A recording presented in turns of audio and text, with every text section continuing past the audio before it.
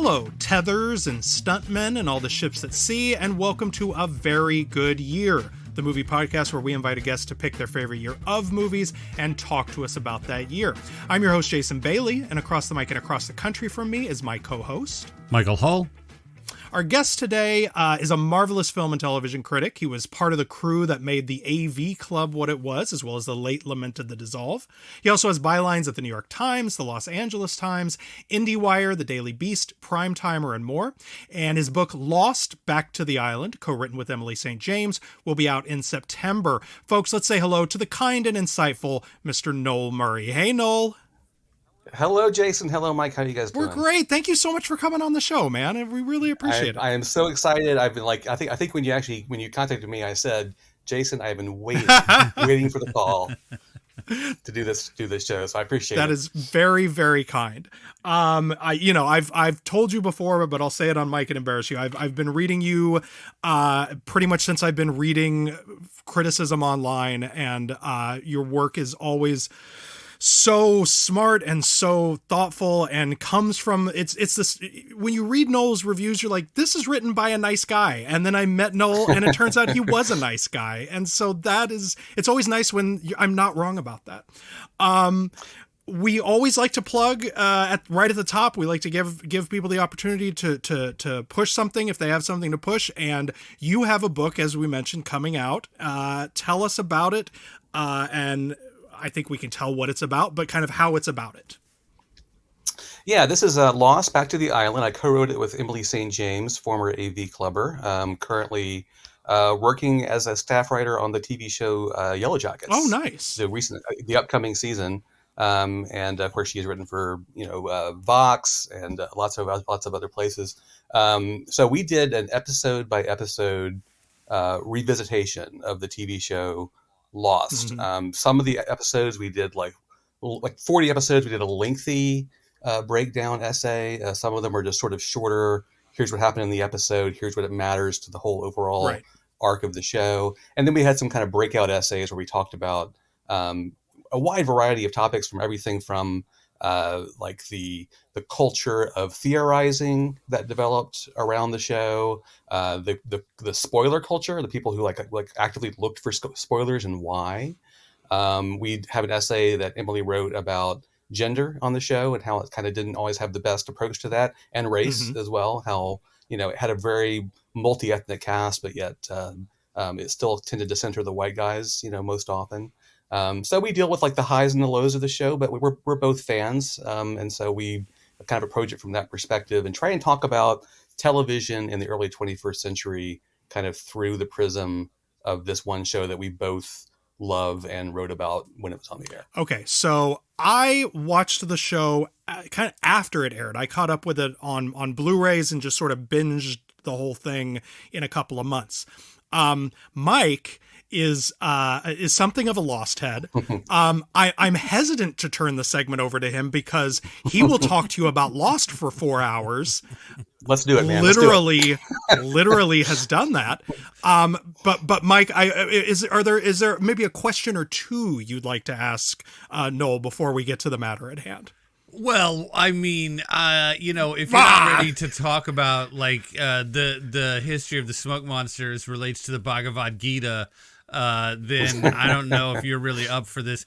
The point, I think, really the thing that I found so fascinating about the show was that when it ended, because really, like, that was my first entry into podcasting and all those kinds of things, was people who were theorizing. Like, I was part of a podcast they called it a theory cast. Like they put the word in it, they were that excited about it. And it really made the show so much more fun. Because it's a good show anyway, but talking about the show, just like podcasts about movies. I mean, I like watching movies, but I like talking about movies as much as I like watching movies.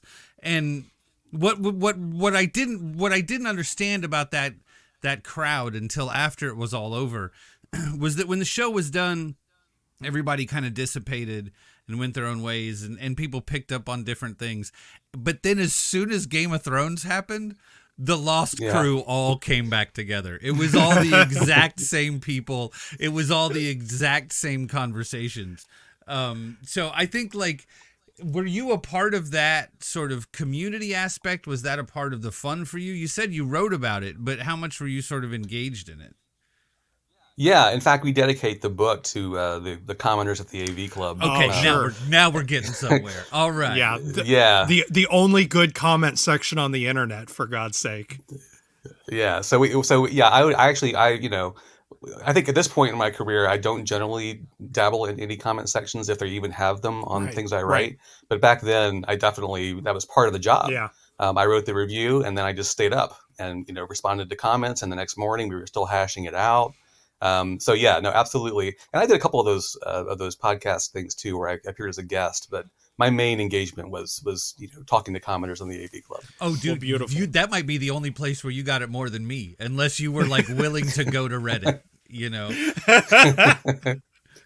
Well, we will push this episode back out when the book comes out. But very excited to read what you and Emily have come up with. That's a show that certainly warrants that kind of up close examination. So let's get to it. What year did you select to discuss with us on the show, and why? Well, it's a recent one. We're going to talk about 2019. The most recent one we've ever covered, at least on a regular show, only 5 years ago. And what's funny about this is that that I'm usually kind of opposed to that sort of recency bias. Sure. Like when I see lists, I always kind of keep an eye out. Does anybody have any movies? Like if someone has a list of the best whatever of all Right. time, there damn well better be some things from the 70s, 60s, 50s, Right. 30s. And I love old movies, and I spend most of my entertainment time watching TCM and that kind of stuff. But 2019, it was an incredible year for film in general. I think that it had a really good mix of art house movies and mainstream movies, and art house movies that kind of crossed over to the mainstream. Things like Knives Out or Midsummer that actually did really great at the box office despite being kind of quirky little films. I feel weird saying this because 2019, was a rough year for a lot of people, and it was, we're still in the heart of the Trump era, but it was the last pre-COVID year, Right. And I've been seeing a lot of things recently where people were like maybe overly romanticizing life before COVID, But I have to admit that was a really good year. Yeah. Like I personally, I had like my son graduated from high school and went to college. We had family come for his graduation. I went to a family wedding. I saw the Who. Just all kinds of weird, fun stuff happened. And Jason, you've been to the Toronto International Film Festival before. I mean, yeah, that was a great year for TIFF, not just for the quality of the films, but just I'll talk about this a little bit more later. But I did the festival right that year. I don't know what it was. I just had like one stroke of luck after another where I avoided the screenings that were crushed with people and a hassle, and only made the ones that were easier to get into. I got to see everything I wanted to see. Wasn't stressed out. I mean, I don't know. It's hard to explain, but you know what I'm talking about, having lived the festival life before. So a combination of it being just actually kind of personally a good year for me. And I really do think that the movies were superior. The movies were, but you made a really good point that had sort of occurred to me as well when I was putting the rundown of the show together, which is that I do think that sort of feast and famine dichotomy that happened the next year when theaters shut down really made us, I think, in that period of not being able to go to the movies, look and say, Jesus, look how good we had it like just right before this happened. And when you look over this list and see some of the things that were up for these Oscars this year, and that were, like you mentioned, sort of small films that were actually making money, I don't think we've made it back to 2019 yet. And I'm not just talking in terms of, the box office, which like that's demonstrably true that we haven't made it back yet. Yeah. But it really did feel like, this era was sort of coming to a head. Where were you at professionally? Where all were you writing for at this time, and sort of what were you able to make time for in 2019? Yeah, it was a really heady time for me professionally as well. I think I was writing for the New York Times, still pretty regularly. I had a steady weekly column at the Los Angeles Times, where I was covering mostly straight to VOD, right. A lot of horror, which is kind of my forte for that publication, which I love. It was, my favorite assignments was every week queuing up a bunch of really sketchy horror movies and writing about them for the LA Times. I was doing stuff for Vulture. I think I was still writing for The Week at the time. So lots of different. I had really a wide variety of outlets I was writing for. And a lot of work back then. So it was that was part of it. Well, you saw a lot of things then, so you're going to do very well on the show today. Before we get to this really killer top 5, Mike's going to walk us through, for those of us, who are suffering from short-term memory loss, some of what was going on in the world in 2019. Here's headlines.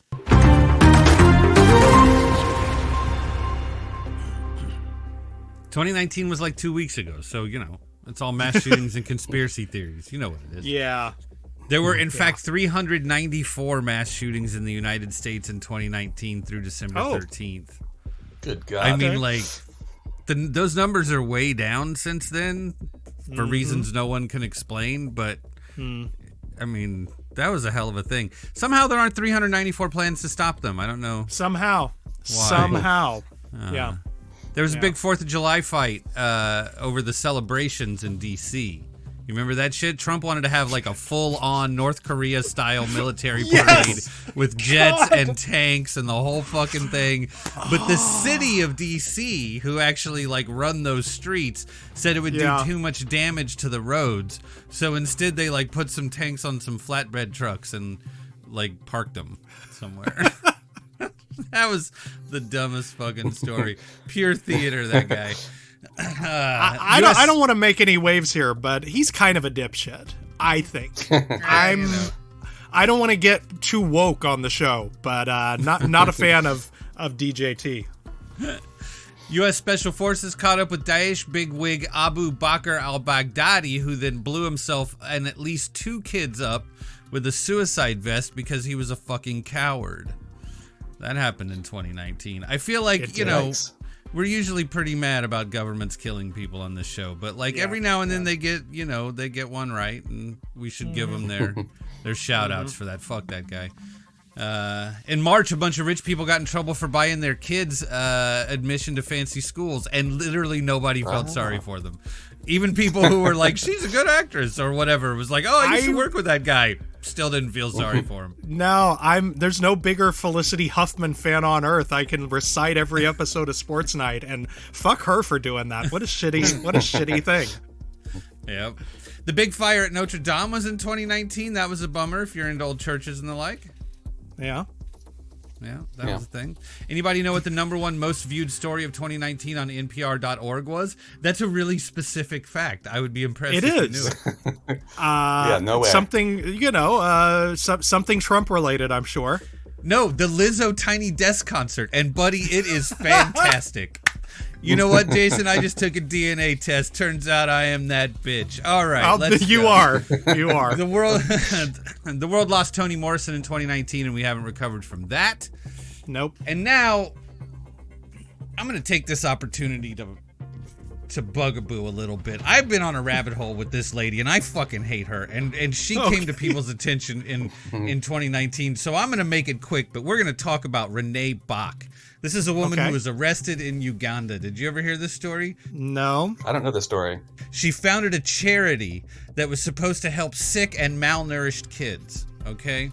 It's a bit of an exaggeration to say she was counting on prayer to heal them, but not very much.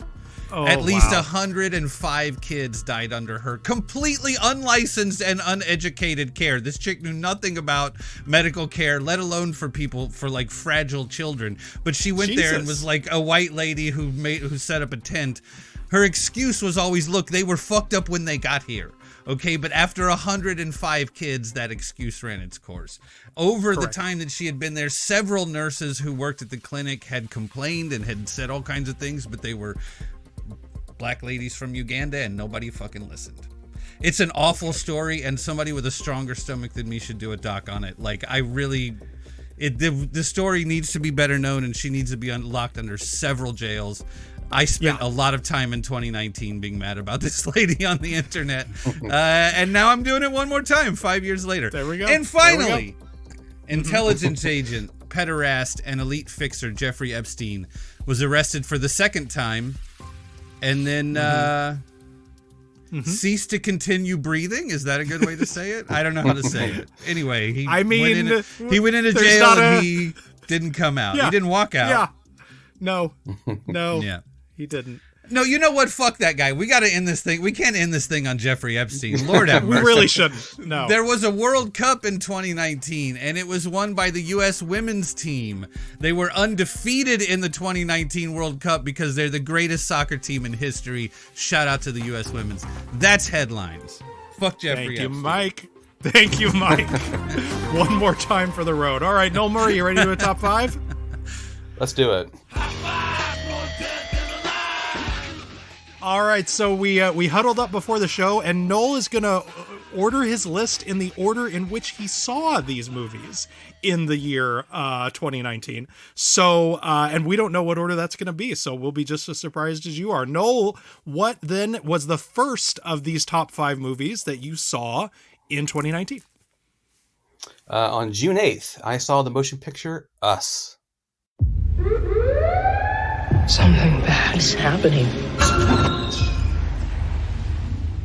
It's getting closer. You all right? Who is that? Hey. What do you want? They have the upper hand. Careful. We need to move and keep moving. Buckle up. Jordan Peele's Us, rated R. Aha. Now that you made it to that one a little while after it had been out, yes, because that was a spring release. I did. Yeah. Yeah, so I have to be honest about the circumstances through which I saw some of these films, and Us was one that I actually saw on video, or I can't recall if it was probably Blu-ray DVD when it came out that way. So I did not see it in theaters, but I really love that film. I think it's Jordan Peele's best of the 3 that he's made so far. I like Get Out quite a bit. I think Nope is an interesting film. I think Nope is the kind of like iffy film that only a great filmmaker can make. You know what I mean? It's like it doesn't quite work, but the things that don't work about it are because he's trying things that I appreciate that he's trying. But Us I like, and I like it mainly because it seems like the ideas in it are a little more intuitive, like a little looser, not quite as forced as they might have been in Get Out. I'll just quickly, for those who haven't seen the film, I don't want to spend too much time on the plot, but the basic concept is that Lupita Nyong'o and Winston Duke play Addie and Gabe Wilson, the husband and wife with 2 kids who are on vacation where they encounter their doppelgangers, these sort of red-suited, mostly mute people who look exactly like them, who then try to kill them and take over their lives. We later find out that all of us, the entire world, has these doppelgangers that are kind of have been living below us this whole time and are ready to take their turn. And there's also a bit of a twist. I don't know if we want to do spoilers here. I think most people who were going to see Us have. Yeah, so the major twist in the film is that Addie Wilson, Lupita Nyong'o's character, is in fact herself one of the doppelgangers. That her doppelganger is the real her, right. And that when she was a kid, she was swapped out, and so it kind of adds another layer to the whole film. The whole idea of who really deserves to be here, who belongs. But I mainly like the film because it's just sort of like one really well-crafted creep out after another. You can roll with it. You can think about it. You can try and, think about, it kind of pokes playfully at the brain. You can kind of think about what it has to say about class and people clinging very carefully to the things that they have and protecting them from people they presume to be the usurpers. All that's very interesting. But for me, I think it works just because it's got a lot of wit to it. It's visually very sharp. And a lot of the film, kind of goes into the whole home invasion style genre, which I really like, where you're in a place, it's all dark around you, and the question of what is going to fill that dark space. Yeah. that just basic visual grammar of scares in cinema that I always respond really strongly to. No, big same. You know, what I think is interesting is that this is purely coincidental, but that this should be the first film that we talk about after we're talking in the intro about, you know, theorizing and, and close readings and all that sort of thing. Because, like, you know, there was a lot of that around this movie. Like, I was doing a lot of writing for Vulture at the time it came out, and especially because this one premiered at South by Southwest about 2 weeks before it came out in theaters. And so those of us who saw it there had the jump on the explainers that were going to be necessary when it came out. So like, I'll put links to these, but like I did, I wrote one of several What Was Hands Across America pieces. Like that's a huge sort of plot point, but is a strange thing that if you weren't around in the mid 1980s, you might not remember. Or have heard of ever before because it disappeared immediately. But then also, you know, I wrote just a sort of like decode, you know, here are all of the little references and what they might be, you know, what they might mean to the plot and the theme and to what Jordan Peele is doing in this movie. Really, I think probably he's always had those kinds of Easter eggs in his films, but I think this is probably the one that has the most of them, which do make it more fun sort of on a second watch, I think. Yeah. I also wanted to make sure to include this one because, as I mentioned, you know, I've written a lot about horror in my life and my career, which is kind of an odd journey that, you know, I went on when I was a kid. I was terrified of the very idea of horror movies. Right. Back then, this is like the late 70s, early 80s. There were like horror movie commercials on the radio that would come on at night when I was trying to sleep. I had the radio going next to my bed. I remember the radio commercials for Halloween, for It's Alive, still haunt me. I had a babysitter tell me the entire plot of Halloween once when I was 9 years old. And I don't know. I was a very sophisticated 9-year-old. She thought I could handle it. I could not handle it, guys. She was wrong. Yeah. She was so wrong. Anyway, but what finally turned the tide for me was reading criticism. I'm sorry. We're going to time out for just a second. So her thought was...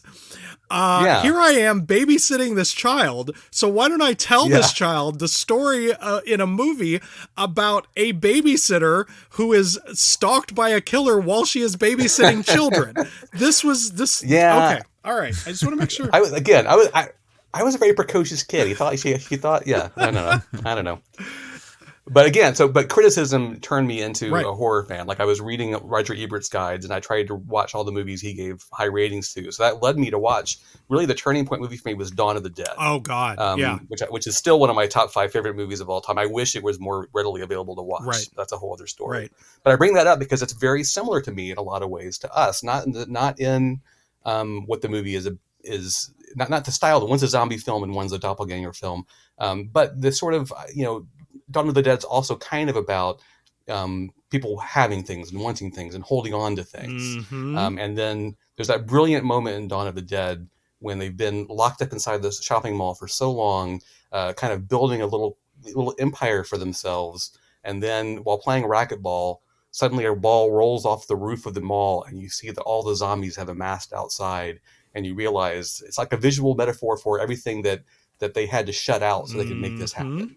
And I feel like Us is kind of a similar thing where the ideas are there, but the imagery is what really drives it home more so than, you know, any kind of polemic. That professional grade shit right there. Yeah, that's an excellent comparison that has never and would never have occurred to me. So kudos on that. All right, Noel, what then is the next movie chronologically in your life on your top 5 for 2019?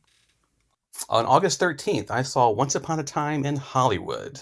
I want to tell you a story. It's official, old buddy. Well, it has been. What are you talking about, man? You're Rick Dalton. Don't you forget it. Here I come. Smooth leave. You're goddamn right. On July 26th, in a town of make-believe, things are about to get real. Charlie's gonna dig you. Damn it. Once Upon a Time in Hollywood. And it's funny, you mentioned Vulture. I was working on a piece at the time of great Quentin Tarantino scenes. Okay. And I had to pre-write most of it And then I went on a cruise with my family for a week. And when the night we got back, I had to dash out to a theater, God. see Once Upon a Time in Hollywood, find a couple scenes to include in the piece, Right. and then file. But nevertheless, I was so. I mean, I'm a Tarantino fan generally anyway. Sure. But that movie that night was like an absolutely magical experience for me. Just I was already feeling good from having a week off vacation, and I liked it so much that I took my wife. Like I think within the next week, we went and saw it again. So it's the first movie I think I've seen twice in theaters. Right. And I don't know how long since you've been a responsible adult. Yes, exactly. And it's one of those movies that it's become to me sort of like a Goodfellas style movie where if it's on TV and I'm flipping past it, I'm going to watch it for a while. I mean, I find the rhythm of the film enchanting. I find, the individual scenes. I mean, Tarantino was great at crafting set pieces, and the set pieces in that film are lengthy and absorbing and kind of everything I'm looking for. I think what's great about this one has had an afterlife that I think is unique among his filmography. Like when it came out, people loved it, but I feel like it has only grown in sort of like estimation. Like, personally speaking, when I first saw it, because I'm a ranker, it's somewhere in the middle of my Tarantino list. And as the 5 years have passed, it's crept up and up and up. I think a huge part of that is that this was a movie that was fairly freshly out for home viewing when the pandemic happened. I think this is a movie that a lot of people watched and rewatched during lockdown, and that it became because it's such a hangout movie. I think it's he typically makes those, but I think it may be his most hangout movie. And I think it became kind of a comfort watch for people during this really kind of terrifying time. And it was a hit theatrically, Totally. which always amazes me. Oh yeah. I mean, this is a strange movie to be like a $200 million box office. I don't know how. I mean more than that, I think. Yeah. But it's a very simple story. It's just a fading Hollywood actor, former Western star, played by Leonardo DiCaprio, his kind of best friend / stuntman buddy, and Sharon Tate, the actress Sharon Tate, up and coming at the time, and just kind of a couple of days of their lives, and then jumping ahead a little bit and showing another day in their lives. For me, it's also, I think, and this may be why he's having so much trouble coming up with what his next movie is going to be. And his reported last movie, right, is that this one, I think he really kind of, I feel like it's his most personal film. It kind of captures not just what he remembers about Los Angeles in the late 60s and early 70s, all the way down to the soundtrack that sounds like the soundtrack of the whole movie that sounds like it's coming out of an AM radio in the theater is just amazing, a bit of sound design. But the feel, the look, the people, he does his usual thing where he plays around with history and tweaks it to make it fit more what he wants it to be. But he also, I think, just it's something I think he watched these kinds of people on TV growing up. He did like I do, where I hop onto Wikipedia when I'm watching an old movie on TCM, and I'm like, well, who is this actor, and what did they do, and how many wives did they have, and were they a drunk? Most of them were drunks, sure. And I feel like that feeling, that sort of curiosity about who these people were who made these kind of made this entertainment, which has been a central part of what Tarantino's ethos is, what his whole deal is kind of is reclaiming some of these things that people have kind of forgotten or that they remember but don't care as much about. So I find all that true. I also think it's like maybe the best DiCaprio performance. I think the very subtle way he does things, like layering in bits of a stutter, a sort of sense of self-doubt that his character has, but also a sense of entitlement that he really feels like he should be one of the better known Hollywood stars, and it kind of resents that he's not. Yeah. So I don't know. I just think it's a very beautifully crafted film, and it's my favorite Tarantino film, and maybe one of my favorite movies ever. I don't know. Yeah, I mean, it's the thing that you said is very. It hadn't occurred to me until you said it, that this movie, I think, does it like he has. It feels like a last movie. Like it feels like it could have been. the last one. And clearly it's also a world that he has had quite a lot of trouble letting go of. Like that he went back and wrote like a tie-in novelization after the fact that, which I read, as did I. It's pretty good too. Yeah, it's good. That they did a whole video archives episode about, Rick Dalton's other movies and, sort of spinning out this alternate, Hollywood history that he created for this guy. Like, I really think part of his problem with, this obsession with the 10th movie, the legacy being perfect, et cetera, is that he kind of landed on a perfect movie and now he's got to make one more. Yeah. He should do it though. He should do many more. I am personally much more interested in the Manson side of the story than the sort of Dalton's career side of the story, and all of that stuff totally pays. But the thing, like that, the shit at the end where Brad Pitt throws that can, that's the funniest thing that has been in a Tarantino movie. And I say that as a person who likes all of his movies and has laughed at lots of other things. That scene and that moment is the funniest shit he's ever written. I mean, like that just, it's a good movie. But that is top show. It's kind of like the fucking, what's the movie where they're doing the ship's mast? Which is, Death Proof. Good movie. Yeah. The best ending, the best 20 minutes, last 20 minutes, maybe of any movie ever made. I mean, that's one of those, like, he's, to me, and it's one of those things, like, you have a good beginning and a good end, and everybody will forget what's in the middle. You don't have to forget what's in the middle of this movie. But, like, what I think about when I think about this movie is that look on his face when he's got a head full of that 60s acid right before he throws that can. And I fucking love this movie again every time I think of that moment. I have to mention real quick. My favorite, funniest moment in that movie actually is Leonardo DiCaprio's character when the hippies in their big rattly, the Manson family in their big rattly car, it goes down and he's making margaritas and he angrily goes to the window and like mumbles to himself, paying taxes out the butt. Stop this, hippies. I truly think that's the funniest Brad Pitt has ever been in a movie, is that entire scene. Like the whole, no, it was something stupider than that. And you were riding a horsey. Like he's just, he won the Oscar, which we'll mention later. He deserved it solely, if nothing else, for the line reading of "You were on a horsey." All right, now what then is the third movie on your top 5 for 2019? On September 6th, I saw the Best Picture winner of the year, which was Parasite.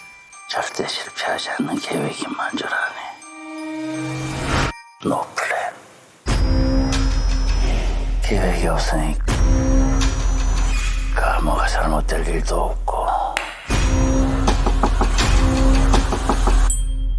I'm deadly serious.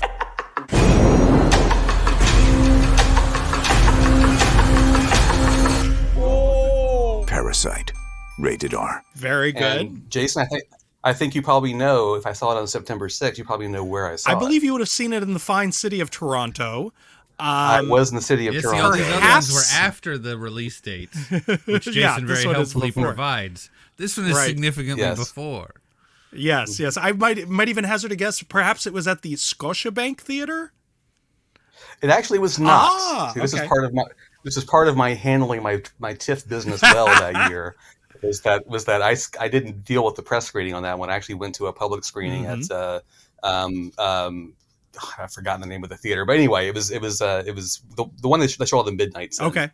Your listeners don't care about this, but yes, you know what I'm talking about. But anyway, so Parasite. I mean, and it was relevant to me seeing it in Toronto because Toronto is really where I kind of began to fall in love with Korean cinema. I think Toronto was kind of ground zero in a lot of ways for people who love world cinema to kind of embrace what was going on in Korea. Bong Joon-ho's films, earlier films played there. Kim Ki-duk's films played there. Hong Sang-soo. I mean, a wide variety of Korean cinema that really found an audience, I think, in the Toronto Film Festival during the time that I was attending. And I was already a Bong Joon-ho fan. I'd seen I think all of his earlier films. So I don't think I've missed a single one. This one, for those who are unfamiliar, it's about a family of grifters kind of living in squalor who finagle their way into jobs with a rich family and then sort of begin to leech off of what the rich family has. But there is a twist in that there is a secret room inside this rich family's house where somebody who's associated with a former employee has been living for years. And so, again, it's the kind of layers, like with Us, of who the haves and who the have-nots actually are. And it's a very pungently political film without actually necessarily, it doesn't underline its message. It's just kind of all sort of inherent. And a lot of it is handled through the imagery. Yeah. It's just, again, it's the visuals that tell the story. I think all the time about the sequence of the flooding, that the rains that come down and then gradually move from the big house on the on the hill where the rich family lives down to the squalor where our main heroes live, where it fills up their entire house because that's how low they physically are. Or just the general imagery of the secret room and the people coming out of it, emerging from the depths to exact some kind of revenge. Yeah, hiding under the coffee table even is another sort of that physical layering is very, very dense. Yes, again, you can play the game of like, well, who are the real parasites? Like, who is the real bicycle thief? It's society, right? But for me, I like that it's mostly told through moments and through images, and it's incredibly. This is true with a lot of Korean cinema. Incredibly entertaining is the thing. I saw that movie at Toronto, and it was one of those movies where when I left, I said, "Yeah, that's it. That's about as good as a movie can be." Yeah.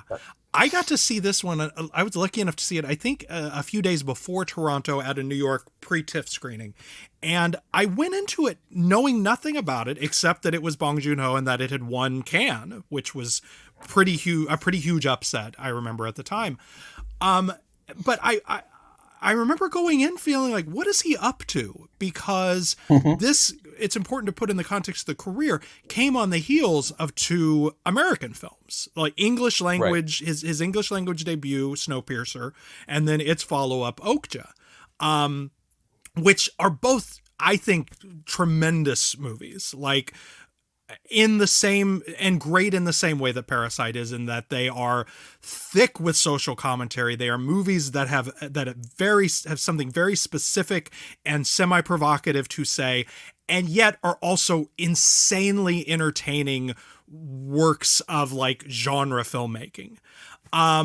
But with this, I was like, well, wait, why is he going back and doing a Korean movie? He's an American filmmaker now. I got a little Yankee Doodle Dandy on it. And then, about 20 minutes in, when I realized, oh, it's going to be a con man movie, and he's doing all of these, like, I really sort of gave myself over to it when that revealed itself, because I'm a sucker for grifter movies. Like, every single time I'm there 100%. All right, Noel, what then is the fourth movie that you saw on this top 5 list for 2019? Okay, on September 11th, I saw Marriage Story. Oh. So I'll tell Charlie what's happening, and Cassie, you then hand him the envelope. I just get nervous. Well, can you unserve? What do you mean, like take it back? Charlie and I are getting a divorce, Mom. You can't be friends with him anymore. Gee, Mom! Charlie Bird! Mom! Mom? Mom! What? Most people in my business, you're just transactions to them. I like to think of you as people. Oh, okay, good. You remind me of myself on my second marriage. And once again, on September 11th. That's okay. Excellent programming, bro. Excellent programming. That fucking movie. Perfect. There's absolutely no way you can say that you saw something or did anything on September 11th without it sounding like you're saying September 11th. Like, I thought about saying, I saw it on 9/11. Nope, that's still on the 11th day of the 9th month of the year. I saw Noah Baumbach's Marriage Story. Yeah, that's probably the only way I could have handled that. But anyway, and once again, you probably know where I was. Yes, you would have still been at TIFF, and it did play at TIFF. I was still at TIFF. Yes, and in fact, on that day, I saw it back to back with Uncut Gems. Oh, I saw one, and then had about a half-hour break, and got back in line and saw the other. They were both at the TIFF Bell Lightbox, like one of the nicest theaters there, nice and comfortable. good sight lines, great sound, great picture. So both of those movies, that was a day. And that was my last day at TIFF that year. And you got to I'm going out on a high. Yeah, leave with an accelerated heart rate. Like, those are two extremely stressful movies for different reasons, I suppose. I think actually that might have been the last two things I saw. I think I might have stopped after that. I was like, nope, that's it. I'm done. Nope. I can't top it. But not gonna top. And that. much like with Korean cinema in Toronto, Noah Baumbach, I saw Squid and the Whale, Margot at the Wedding, While We're Young, Frances Ha, and Marriage Story all at Toronto. So those were all my first experiences with those films. Not all of which are my favorites, but Squid and the Whale was a huge experience for me because it was basically kind of like, it felt like it was about me. It was like a precocious kid with a child of divorce. All that stuff felt very real. Mm-hmm. And Frances Ha, I think Frances Ha is still my favorite of Baumbach's, really kind of Baumbach / Gerwig productions. But Marriage Story I really like. I think it's kind of an apotheosis of a lot of what he does well. Mm-hmm. I think one of the things that Baumbach is really notable for is his witty dialogue. And I think it would be very easy for him, and he's done this sometimes, to have, a movie that was built around, and this is kind of true. Mistress America does this. Mm-hmm. Long scenes with lots of conversations, people firing witty lines past each other, which is kind of what they do in a Baumbach film. But I think what makes his work cinematic is the editing. He loves to kind of pop into a scene, give you a couple of lines, and pop back out really quickly, and give you sort of an impression of a moment. And it really keeps the momentum going. It kind of adds, in this particular film, which is about Adam Driver playing a womanizing theater director and Scarlett Johansson playing his ex-wife, and an actress in her own right. They try to have an amicable split, but when lawyers get involved, it becomes an absolute mess, and all of their failings and faults are exposed. So it's a tense movie anyway, but when you add that sort of momentum that he brings to the editing, and he still, despite that, finds time for a couple of really lengthy set pieces. The one famous one that was memed all the time is the argument between the two of them, which gets really scary because it gets so intense. But also a scene later on where he's, a social worker comes to see how he's doing as a, to see what his custody. Yeah. And it's a comedy of errors. It just gets worse and worse and worse. It's both funny and sad. And then there's back-to-back Sondheim songs. I mean, it's really, it's a very strange and personal and funny and tense, beautifully acted. I don't know. I mean, it may be his best film, possibly, although I think Frances Ha is still my favorite of his films. This movie is very hard to watch, dude. This movie feels more like 2020 or 2021 than anything else I've seen, even though it happened before the pandemic, because like a lot of motherfuckers got divorced. A lot of people could not handle lockdown with the person that they thought they loved. A lot of people said some shit about their kids on Facebook that they wish they could take back. I mean, like, this movie felt to me, because I didn't watch it I didn't see it until after the thing, until after pandemic was over, until after it was like too much. Like, I'm not watching these motherfuckers get divorced in the middle of all the, it was too much. I couldn't, and I knew that, so I didn't watch it till after. But it's the thing that feels more like 2020 into 2020, beginning of 2021, when a lot of people were like, you know what, fuck it, this is who I am, and who I am doesn't like you. And if we're all gonna die of this fucking goddamn bat disease, I'm not spending my last few months locked down with your ass anymore. And my marriage survived the pandemic. Obviously, like, not everybody broke up, but I knew a lot of people that went through this. This shit is hard to watch. Which means it's really well done, right? Yeah. I have this was one, my only interesting to the three of us thing about TIFF is that, TIFF comes about a month, sometimes just a couple of weeks before the press screenings start for the New York Film Festival. So anything that is on the New York slate, I typically wait to see in New York because I can go to everything there, and to try to only see stuff that's only at TIFF. So I saw this, 3 weeks after TIFF. I have the clearest memory of sitting in the Walter Reed Theater and the fight scene happening, And when he says the thing about, I wake up every morning and wish you were dead, like, oh God, yes. Gasping out loud. Like, I am rarely vocally, audibly affected by physical violence in movies. But that was a moment of emotional violence that absolutely stabbed me. Like, to put a moment like that into a movie that everyone is reading as autobiographical. Like, let's not fuck around here. Like, however true it's not. And he's talked about it in interviews and said, oh no, because this is this, and tried to sort of thread the needle. But like, everyone who saw this movie, who knows anything about Noah Baumbach's personal life, feels like, no, this is a movie about how him and Greta Gerwig made movies together and fell in love, and he broke up with Jennifer Jason Leigh, and they had a child, and he had to go through an ugly divorce battle and had to write Madagascar 3 or something. And like, this all felt extremely autobiographical. And so to, first of all, make a movie that can be read as that kind of autobiography, but then put in a moment like that makes you so ugly, I was not prepared for that from a Noah Baumbach movie. Like, I love all of his stuff, but I'm always going to think of him as like the witty kicking and screaming guy. And I did not know that he had that kind of emotional violence in him as a filmmaker. So this was a real revelation for me the first time I saw this movie. And I think the momentum, like I mentioned, kind of really adds to that moment, because that scene just, the dialogue goes quicker and quicker and quicker. Like, he doesn't give it any thought. No, it's not like he stares off into space for a second or two and then says, you know what? I kind of wish you were dead. It's like, boom, instant. The first thing he thinks of. And he's got like a method of her dying too. Like, it's not just sort of like, I vaguely wish you were dead. It's like, I wish you died in this particular way in which I would be blameless, but I could still watch you suffer a little bit. Like, really specific. Do you think that you, and I ask this not as an accusation, sure, but as, a person who experienced this movie too, do you think you have to have had some version of that feeling for it to resonate that deeply? Yes. Because like, yes, I do. I mean, I think this is just me. Noel, you, chime in if you feel differently.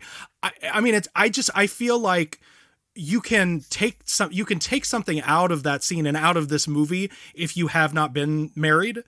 But I think the film is infinitely more affecting if you have.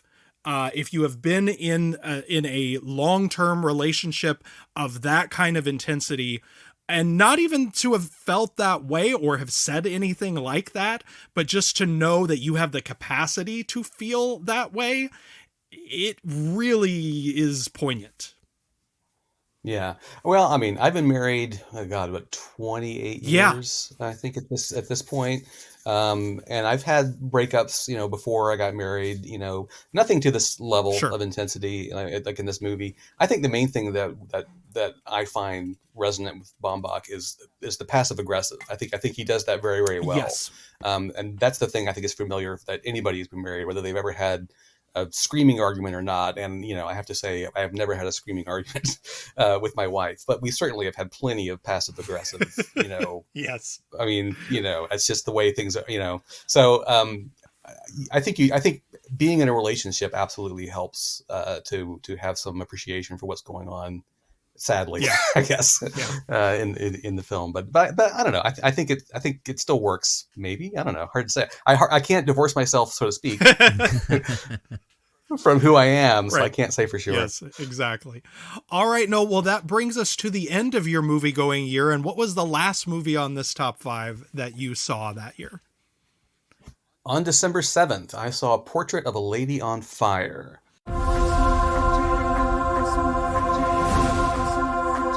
Elle vous attend.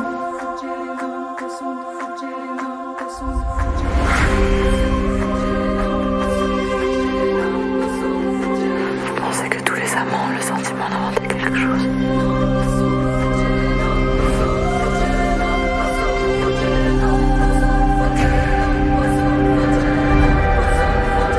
Quel en est le titre?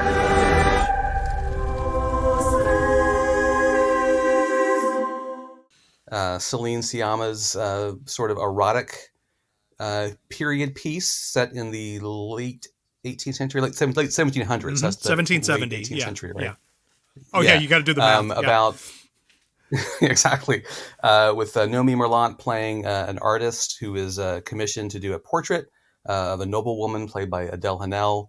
And the noblewoman does not want to be painted, so they first become friends so that she can kind of surreptitiously paint her. But then she becomes so close to her that she actually admits what she's doing, and the noblewoman Heloise agrees finally to sit for the painting. And a large portion of the movie is the sitting for the painting, and the two of them, connecting over this moment and eventually falling in love and having hot lesbian sex. And I don't want to blow past that part, because much like with horror, eroticism is something that I am fascinated by in film, because I find that it kind of transcends era. It's, both these films, both genres, horror and eroticism, are genres that make you feel something. Regardless of what you're thinking about in the film, there's something working directly on you, on your nerves, on your emotions, whatever it may be.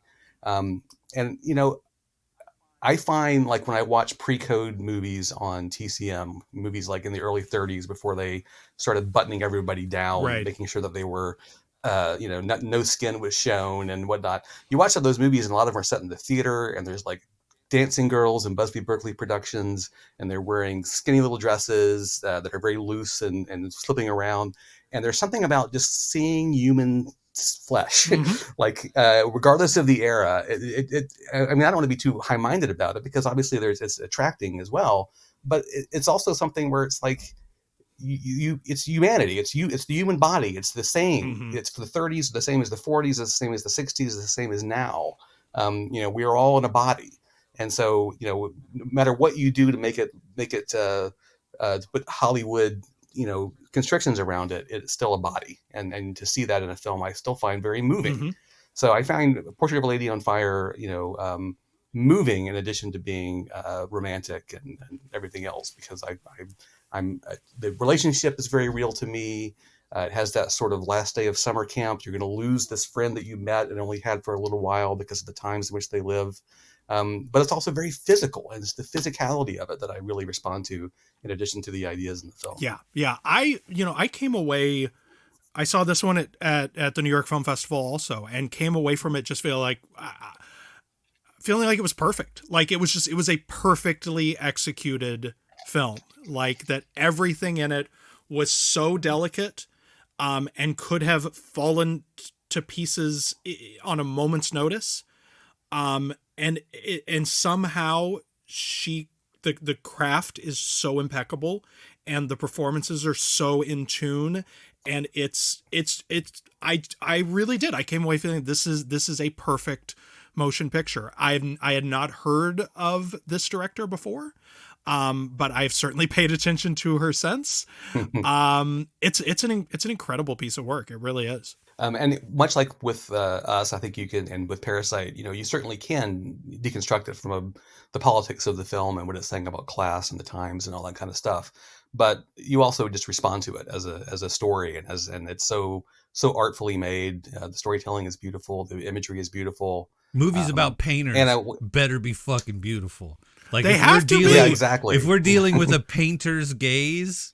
Yeah. You know what I mean? Like, because we talk about sort of male gaze and things like that. I think we actually need to deepen the gaze conversation. I'm really interested in deepening that conversation in a lot of ways. There's plenty to be said about male gaze, but like the painter's vision, I love movies about painters, dude. I fucking love that shit. I do too. I'll tell you, because I live in Arkansas, so I'm not near. I mean, we have a really good art museum here, actually, but it's a couple hours away, so I don't have the access to art that you do in New York or other places.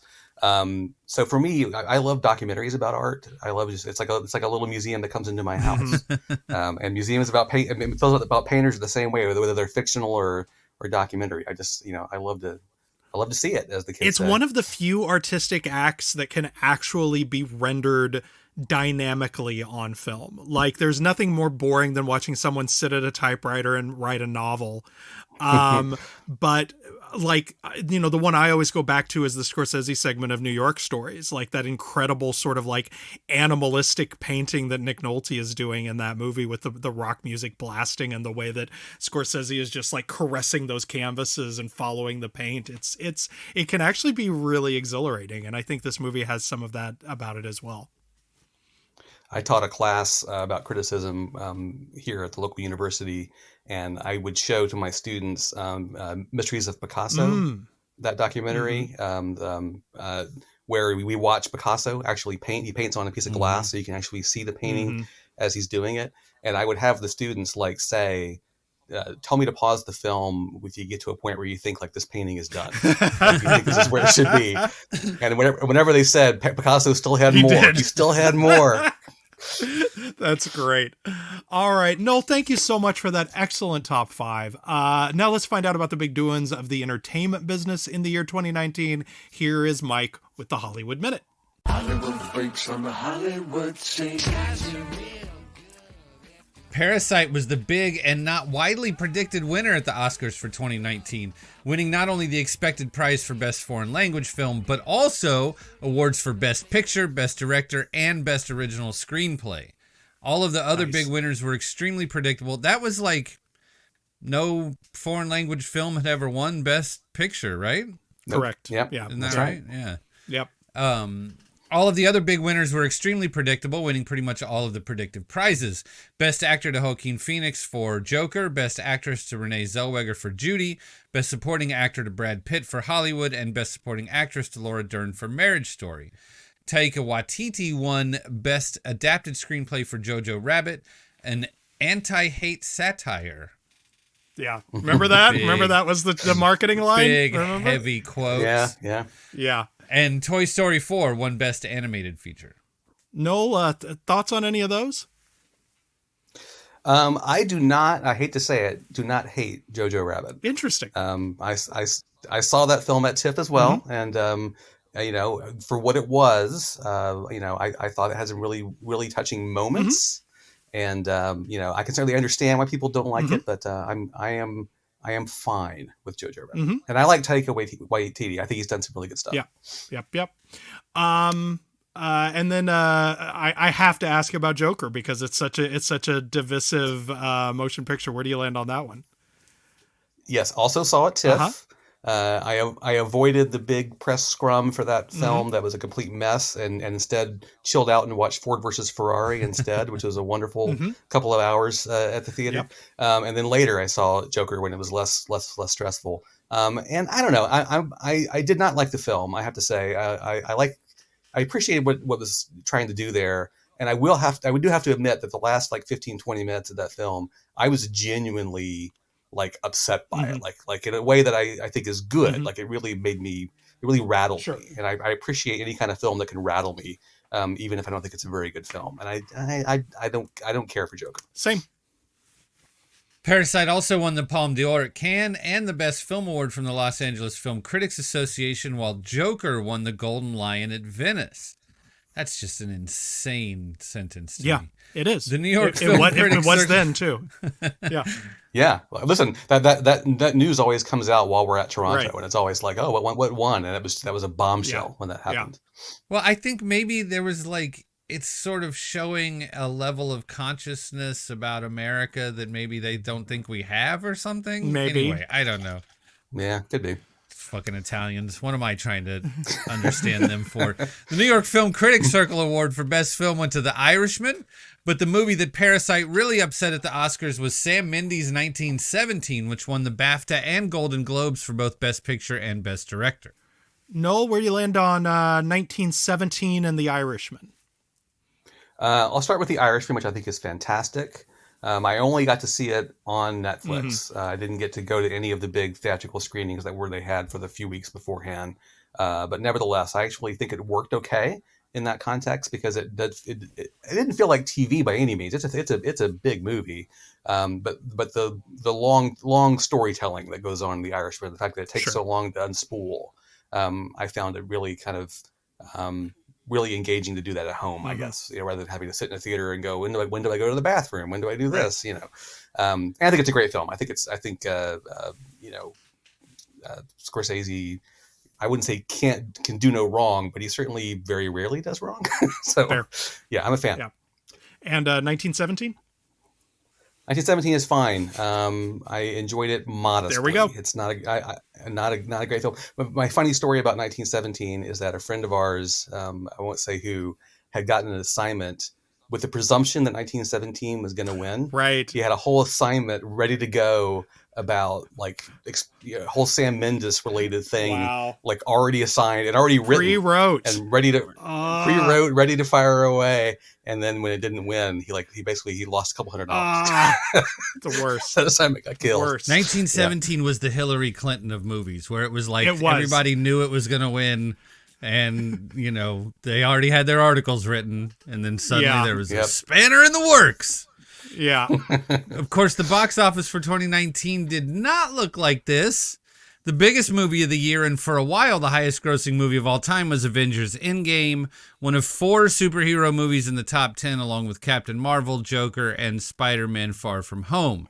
Of the remaining 6, we had 2 remakes, Aladdin and The Lion King, and 4 sequels, Frozen 2, Toy Story 4, Jumanji The Next Level, and Star Wars The Rise of Skywalker. Not one original movie in the bunch. Ugh. Noel, do you like any of those?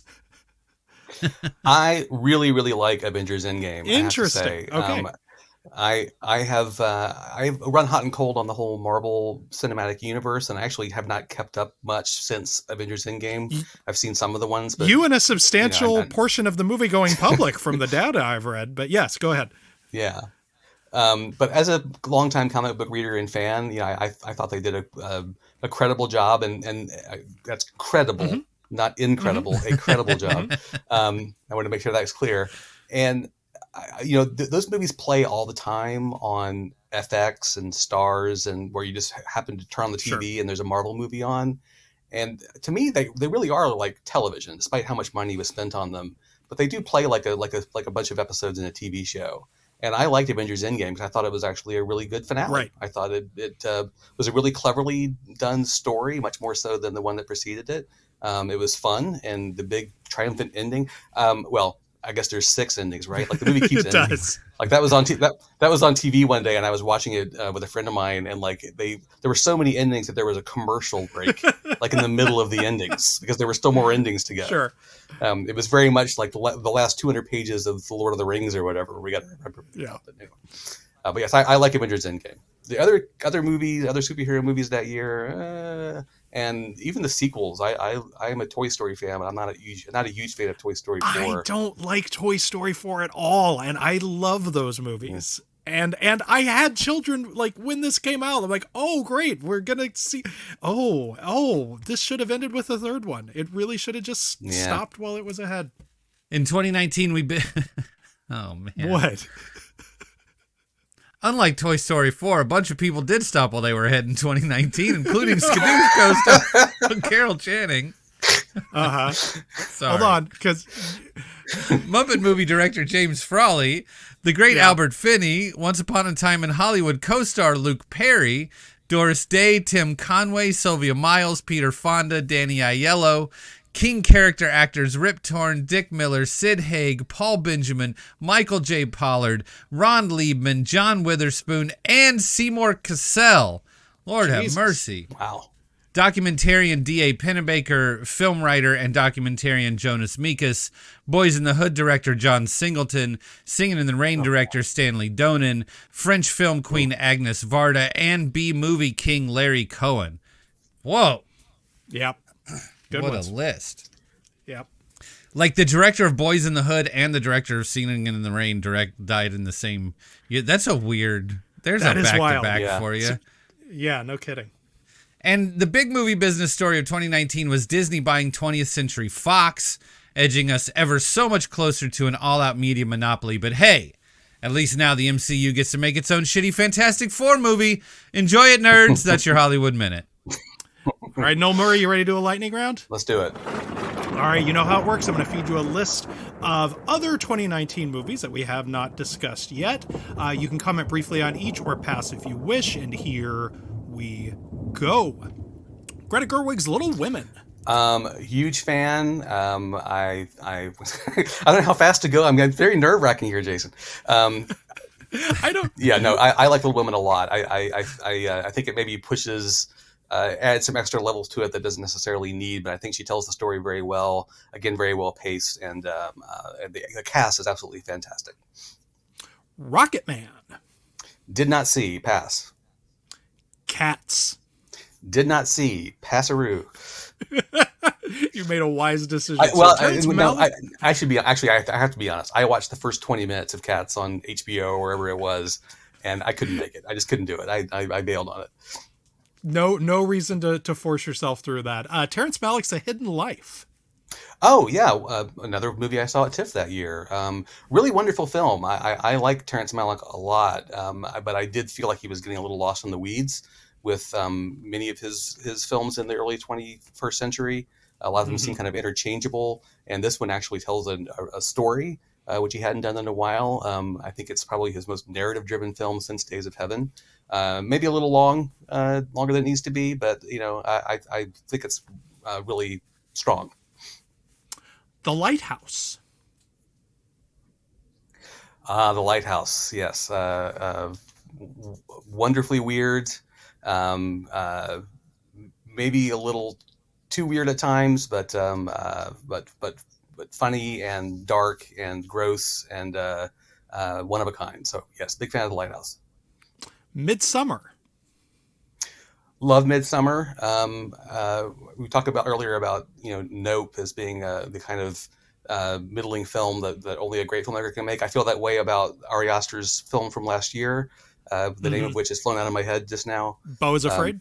Yeah, Beau is Afraid. But Midsummer is the us of the initial Ari Aster 3 films because it's second for one thing, but also because I think it's the one that kind of brings everything together in a way that is like both personal and weird and exciting, and and the fact that movie was a hit is just bizarre to me. But I'm glad that people liked it.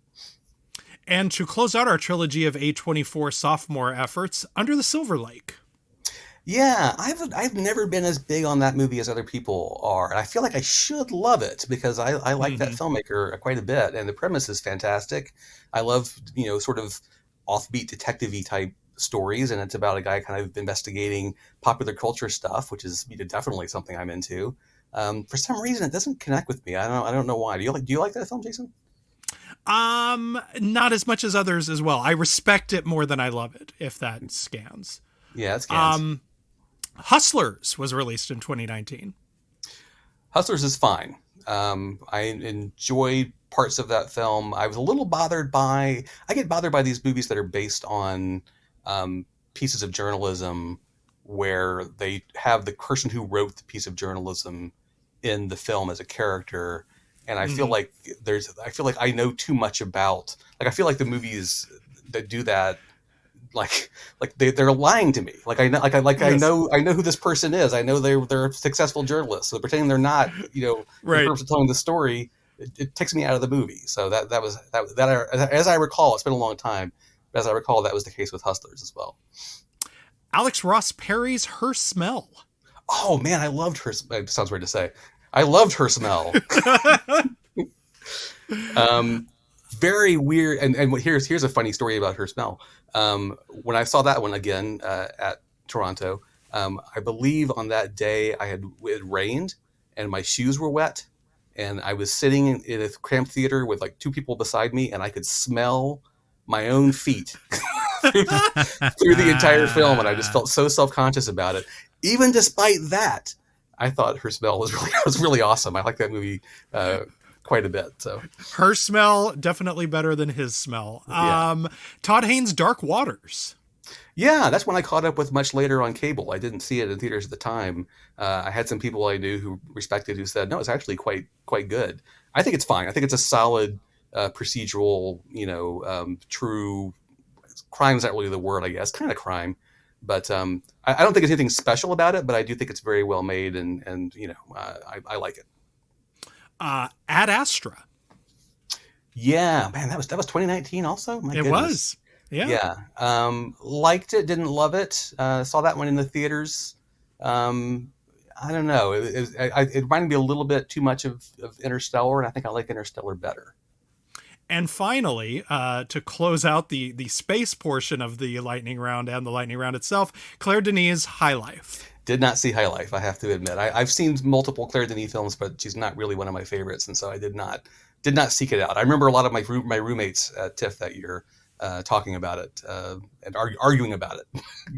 Okay, we don't close with a pass, so A Beautiful Day in the Neighborhood. Oh, yeah, that was nice. But that's the same situation as Hustlers, in that I know that it's a story about a journalist telling the story, and that journalist is like world famous. Yes. You know what I mean? I mean, in our world anyway, but nevertheless, it was like to pretend that he was some kind of sad sack, and plus all the journalistic details about he was assigned this 400-word piece and then couldn't get, I don't know, all that stuff was kind of corny to me. That said, Tom Hanks is good, and, Mr. Rogers is wonderful, and it was a nice movie. It's a very nice movie. God, you imagine how much organized crime guys must hate The Irishman just because the little details. Just you watching these movies is like them watching The Irishman. Noel, where can people follow you on social media? I am still on Twitter, whatever it's called now, but I don't ever post there. But I do post on Blue Sky, and my handle is Noel Mew, Noelm, as in Murray, U as in the second letter in Murray. You can always look for his ever-present McCabe avatar, which I admire the fact that all of you guys have had your same avatars for 15 years now. Yes, but I will say that when I left Twitter a couple years ago, I didn't cancel my account, but I changed my avatar from Living McCabe to Dead McCabe. So if you look at it now, it's McCabe, it's McCabe lying dead in the snow, and not the old one. Man, well done. I am Fun City Cinema on Instagram, Jason Bailey on Blue Sky and Letterboxd, where you can find under my list the top 5s for every episode of the show. Mike, where can people find you? I am Brainwashed Lib on Twitter and Fifth Column Films on Blue Sky. And of course, if you like the show and think other people might like it too, please do leave us a rating and or a review on your podcatcher of choice.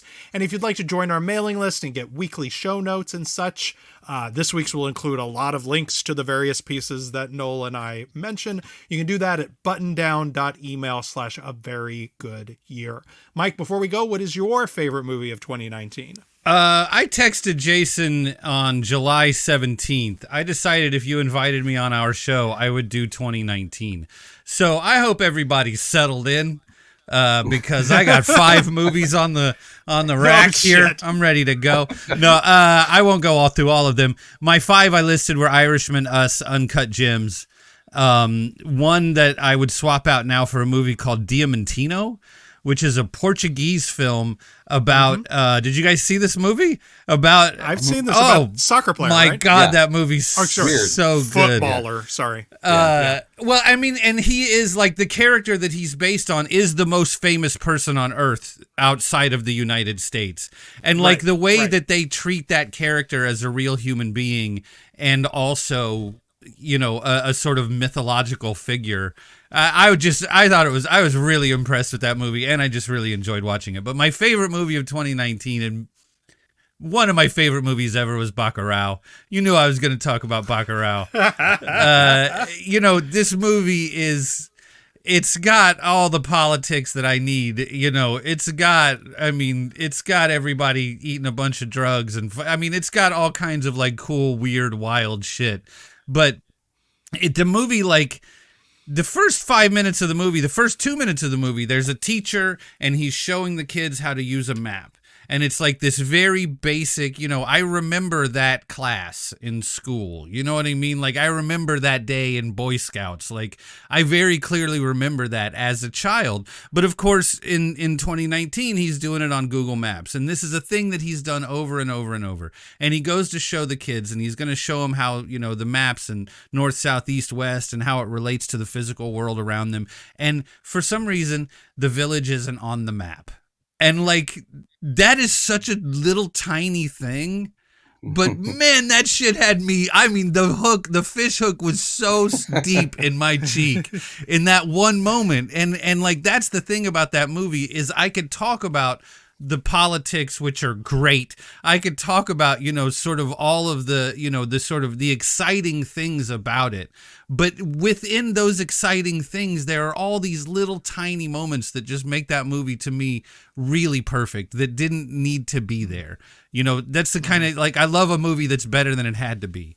And like, there are so many things in that movie that are better than they had to be. And just those little tiny moments that just, to me, sort of like every minute, there's another sort of mystery, or there's another sort of thing that's pulling you along. And then by the time you get to the end, like, the people who you want to be dead are mostly fucking dead. Like, it is a very satisfying end to the movie also, in a way that wasn't sort of predictable. There are some really precarious moments in the movie. So for it to sort of finish in the way and have the end be as satisfying as it is, to me, that's a sort of mastery of the film language.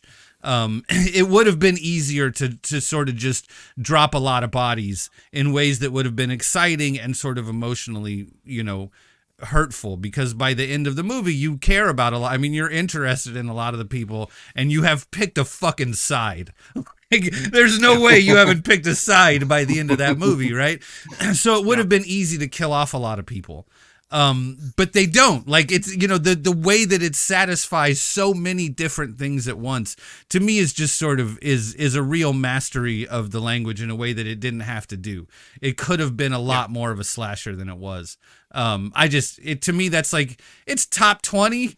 Maybe, I mean, I don't know, maybe top 10, you catch me on the right day, or like if I just watched it. I fucking love that movie so much. Anyway. Pairs really nicely with Parasite, we should say, like doing a lot of similar things in some of the same ways and in some different ways. And those two movies are a real nice matchup. I love it. It's such an exploitation movie too, in a way that we just don't, the best of exploitation movies in a way that we just don't get very often. All right. I could go on. We didn't even talk about Uncut Gems, for fuck's sake. I know everybody loved that movie. Jason, how about you? We did.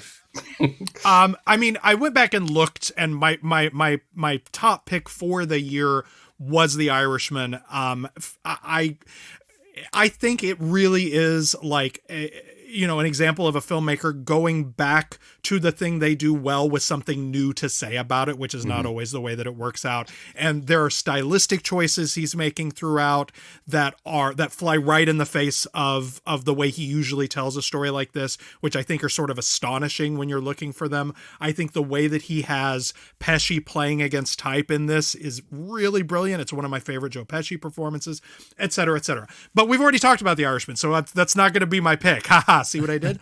I do want to mention Dolomite Is My Name. Oh, yeah. And not just because Larry Karaszewski's coming on the show here in a couple of weeks. Like, Dolomite Is My Name is, I think, worth mentioning just because of what this show is and the fact that this is a movie that is all about being in love with movies.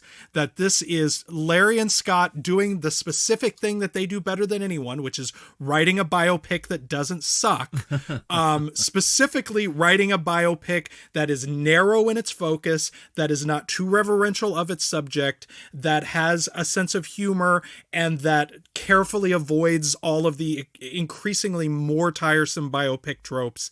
It has Eddie Murphy in like the best performance he had done in years, save for Dreamgirls, the best thing he'd done in decades. But it really is mostly just about like wanting to make a movie and doing whatever it takes to make a movie. And in that way, it's kind of a follow-up to Ed Wood, which they also wrote. But it has its own sort of funky energy.